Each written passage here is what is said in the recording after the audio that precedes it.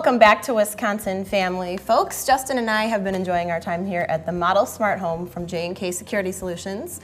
It's a pretty cool place. It is a cool place. It is off of Park, and you know, it's a little bit hidden, but once you get in here, there's a lot of great gadgets, and we're going to learn a little bit about safety in the home later in the show. Awesome. Right now, we're going to talk a little bit about safety on the road, and joining us is Todd Menzel, COO of Prairie Land Towing, and a very experienced driver and safety folks for the road on towing and pickup and all that kind of stuff. So let's talk a little bit about that. Thank you so much for joining us. Thanks for having me. Appreciate it. So let's first talk. We're going to talk about a couple different topics today, but talk to us about the move over law and explain that to us and why it's important. Well, unfortunately, a lot of people don't understand the move over law, and they don't even realize it's in effect. In Wisconsin, many years back, they passed the move over law, explaining to people that if there's a first responder on the side of the highway, whether that be, even if that's a person changing their tire, they should move over and severely slow their speed. We want to be safe on the side of the roadways. We want to make sure that people go home at the end of the day.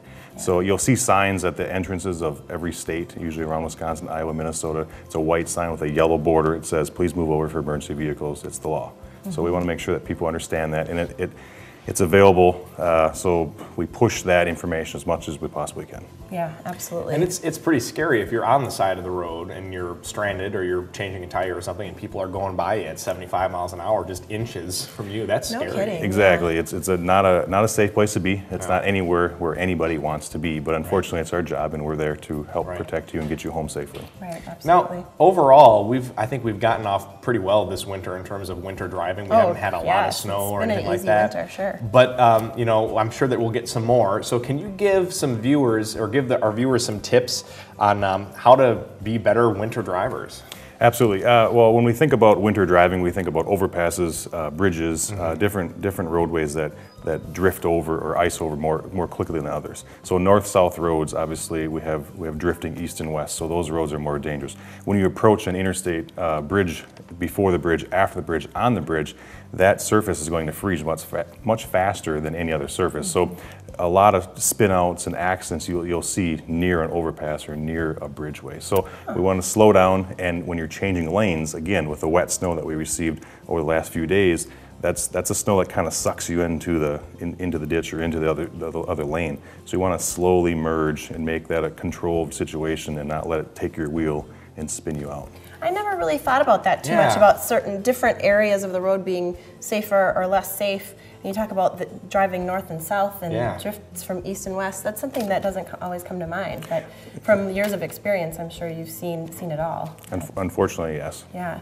Let's talk for folks for the rest of the winter season and going, next year, just things to know for future years too, about what you should keep in your car. So in the event of an accident or an emergency or a breakdown, do you suggest some kind of survival kit, and what should be in that? Absolutely.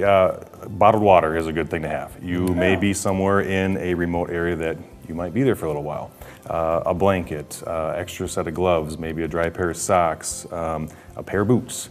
Some simple things that we all as kids, our parents probably told us that we should probably have in our vehicle at some point in time, maybe even an umbrella sometimes, but little things that are going to help you get to where you got to go if you have to leave your vehicle, if it's a short distance hopefully, or stay in your vehicle and stay safe.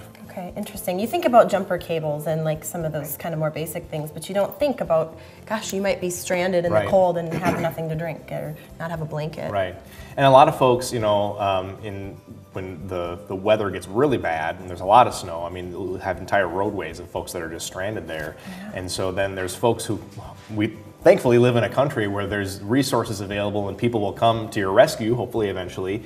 So talk to us a little bit about what is a first responder. Is that the job of a first responder? Well, a first responder is many things. So you have police, fire, EMS, towing recovery, and in my opinion, anybody on the side of the roadway is responding.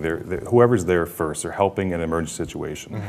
So even if a car breaks down, has a flat tire, and you pull over to help them, you are technically a first responder. You're helping somebody on the side of the road. So give them the same dedication and the same room that you would give to a police, fire, EMS, or towing recovery. Sure. So move over, slow down, and understand that that's a very, very dangerous place to be. Yeah, absolutely. Yeah, absolutely. Todd has some personal experience with that. We don't have time for that today, but an incredible story of survival. So move over for all first responders is certainly a takeaway point. Let's talk a little bit about if your vehicle is involved in a crash. Do you have any advice for those motorists? What should they do? Well, first and foremost, it's like installing a security system. You should install one before an incident happens. So when it comes to towing recovery, know who you're going to call before you have to call somebody. If you find yourself off the roadway, the best place for yourself is in that vehicle if your vehicle is not submerged in like a marshy area or snow. So immediately remove your vehicle, get out of your vehicle, check your tailpipe, make sure it's not under the snow, it's not underwater, because carbon monoxide will enter the vehicle and it's a killer. If you're in the roadway, we have a law in Wisconsin, it's called the steer it, clear it law. If you can remove your vehicle, you can steer your vehicle, move your vehicle, the law is to remove your vehicle from the roadway. The absolute worst place you can be now is in the roadway in your car. If you can't move your car, get out of your car, get far, far away from the roadway. In the ditch, against the fence line, up away, because you'll see on videos across the country where accidents happen and they just continue to happen because people don't understand there's an accident in front of them. And then it's just a chain effect. Sure, absolutely. All great safety tips, and thank you so much for sharing this with us. Great timing in the middle of winter, but good tips all year round, so thanks a bunch. This is Todd Menzel with Prairie Land Towing. And we've got lots more Wisconsin family for you. After the break, we're checking in with J&K Security Solutions, so stick around.